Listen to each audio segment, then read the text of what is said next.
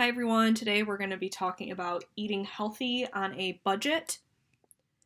My name is Maria Hamill and I am the Learning Programs Coordinator here at Veterans Upward Bound. If you have any questions or concerns regarding any workshops, please feel free to reach out to me with my email on the screen.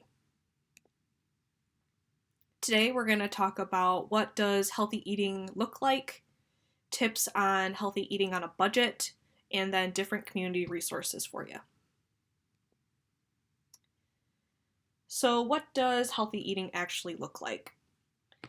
This graph here is from the U.S. Department of Agriculture, and this is their suggestion on what a daily food plan looks like for individuals.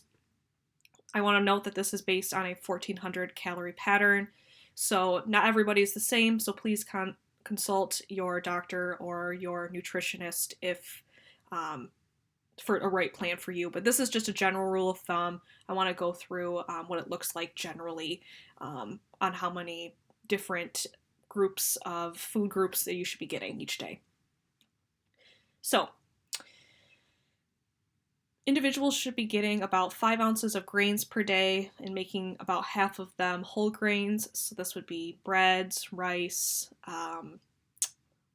pastas, and popcorn. Those are some examples of different foods for food groups. The next option or food group would be vegetables, getting about a cup and a half per day and varying the different types of vegetables that you eat. So different dark vegetables, beans and peas, starchy vegetables, and just switching them up. Different types of fruits, about a cup and a half. Either cut up pieces of fruit or whole pieces of fruit, and trying to stay away from fruit juice. 2.5 cups of dairy. Dairy has a lot of calcium, which is really great for your body, and this would include yogurts, milk products, cheeses, and trying to stay away from whole milk because it has a lot of calories. And lastly, incorporating about 4 ounces of proteins into your diet. You can also switch up your protein routine by incorporating beans, peas, nuts, and seeds. Not just the traditional meat and poultry options that you think of when you think of protein items. So trying to switch those up and diversify your diet. And trying to stay away from lots of fats, sugars, and sodium on a daily basis. Again, this is just kind of a general rule of thumb. Please consult your nutritionist or doctor on exact food plans for each person in each body. All right, let's talk about some tips on eating healthy on a budget. So plan your meals with a grocery list. You can plan your meals on a week basis or a 2-week basis. I personally do a 2-week basis, or even on a month basis if you wanted to. So that when you go to the store, you know what to buy and what you already have in your pantry at home. This saves you time and money by not buying more than what you need at the store. And it also keeps you on track when purchasing food so you don't stray from your list and buy unnecessary items that just might look good to you at the time. Lastly, this method is also cost effective because planning your meals in advance, you can keep track of how much each meal may cost you. Also helpful to cook large meal portions in advance. By cooking large meal portions in advance, you can save a lot of time and money by doing this. Let's just say that you're cooking your meals on Sunday. This is also known as meal prepping. It'll save you time on a daily basis so that you don't have to cook a meal once you get home from work or school, and you can just heat up your leftovers that you made on Sunday or the day before. Meal prepping can also save you money in the long run because of eating out for lunch because you didn't have anything to eat at the time. You can just eat your leftovers that you made the day before or on Sunday. You can also freeze these leftovers so you can have meals the following week or even at a later date.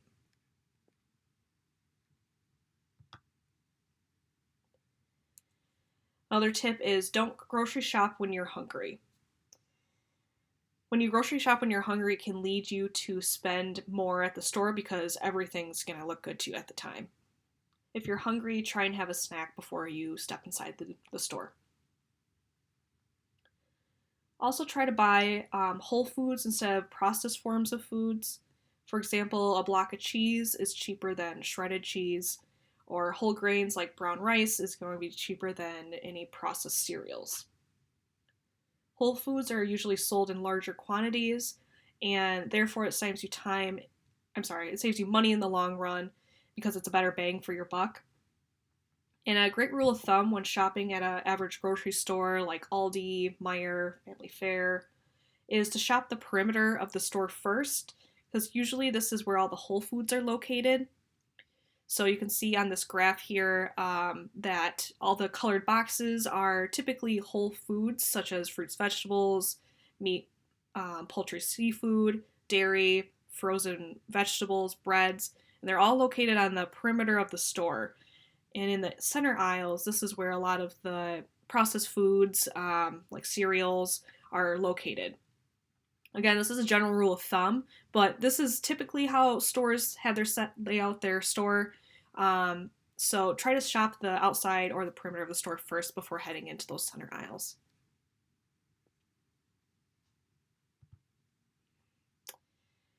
Try to avoid buying processed foods, so kind of what we talked about a minute ago in the last slide, so such as sodas, chips, crackers. These foods are typically more expensive than whole foods, so for example, like a bag of rice, and they typically have a lot of sugars and sodium with little nutritional value. Processed foods compared to whole foods typically do not have the best bang for your buck. So, for example, I went to my local Aldi here in Grand Rapids, Michigan, and I shopped around for a couple different items, and I landed on comparing the size and servings of a bag of rice, which is a whole food, compared to a box of cereal. So I found that the Aldi brand Cheerios box of cereal yields 13 servings for a cup and a fourth, while a more whole food option as the rice bag that yielded 30 servings for a fourth of a cup of rice. That Aldi cereal cost $2.59 and the bag of rice cost $1.89. So you can see that the whole food option will last you longer, it has more nutritional value, and it's going to be better than that processed food. It's going to save you more money. In addition, replacing your meats with other options can be a really great way to save money and diversify your diet if you're a meat eater. It's no shock that meat prices seems to be on the daily basis, and eating meat as your main source of protein can get very expensive. Replacing your meat options with beans, nuts, eggs, canned fish a few times a week can save you money in the long run, and it's still getting enough protein in your diet as well. These meat replacements usually have a longer shelf life than the average meat option as chicken or beef, therefore helping you save money and not waste your food that you purchased.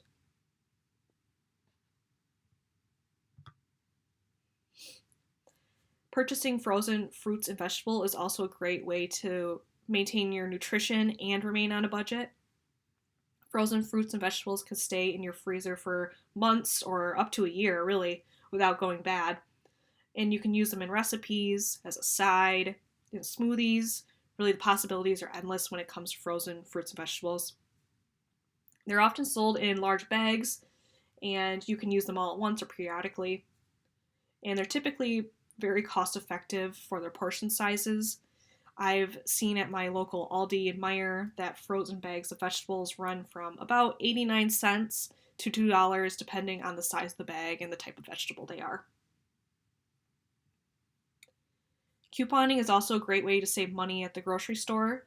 You can either clip out paper coupons from your local paper, and also many stores have free coupon programs. So, for example, Meijer has a free program called M-Perks that gives you access to coupons at Meijer, and you use them electronically.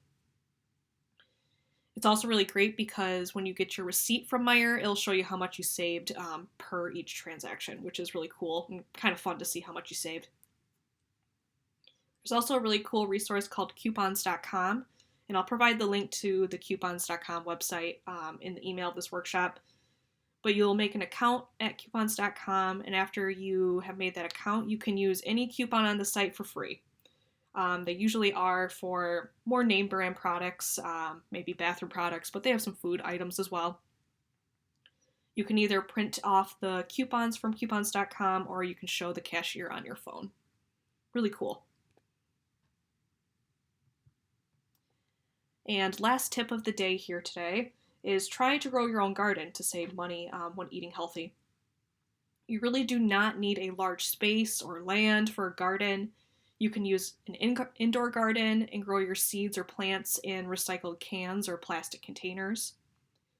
Also check out local community garden plots in your neighborhood if that's an option for you. And it's really cost effective to grow your own food because you really just need a little bit of water and you can let the sunlight do the work for you. And maybe a windowsill might be helpful too. I found a really cool resource through the Kent District Library. They have a seed library program.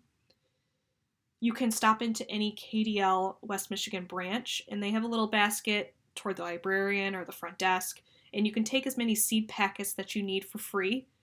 You do not need a KDL library card to access this program, and you can just stop in and grab free seeds of fruits, vegetables, and flowers to grow at home. Again, I will provide the link for this program in the email of this workshop. Really cool resource, and I think I'm probably going to stop in to my local KDL and get a couple seeds because that's such a fun program to have. All right, I want to share a couple of resources from the VA that they have on different kind of handouts on budget-friendly meal prepping or dollar store shopping, on different handouts that they have on items. For example, the one we're looking at here, our budget-friendly grocery plan that you can buy different items and pick them up for your home. There's a low-cost eating using canned and dry foods, nutritional tips for veterans without a home, and thrifty meal plan. Lots of different cool stuff. I found them really helpful when looking and doing some research on this topic, so I would suggest taking a look at these and incorporating them into your meal plan.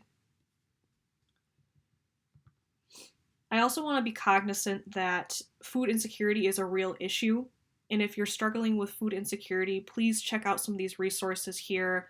At the bottom of the screen, you'll see some resources, and I'll make sure that I provide the link for these resources as well in the workshop email. In addition, please reach out to Veterans Upward Bound directly, and we can also point you in the direction of different resources that maybe are not here on the website and different folks who can help with food insecurity. Thank you. I hope this was helpful, and if you have any questions or concerns regarding any of the things we talked about today or would like more information, please feel free to reach out to us with our email, phone, website here on the screen, or you can reach out to me directly, Maria Hamill. Thank you, and look forward to seeing you again.